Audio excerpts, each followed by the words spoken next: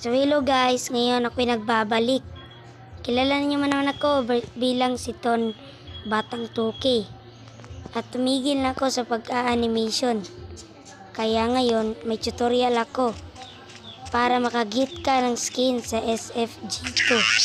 So ayan.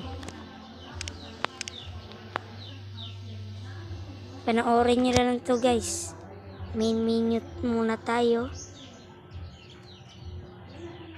Punta sa settings. Then papataasin natin yung number of boots. Then yung difficulty. Mahalaga to guys. Dapat expert mode. Then tap nyo. Then pili ka ng lugar at character. Then magbabay ka na ng gun. Dapat naka-Porsche skin ha. Ayan. May skin na tayo. So hanggang dito na lang yung video natin guys. See you sa mga susunod ko pang upload. Bye bye.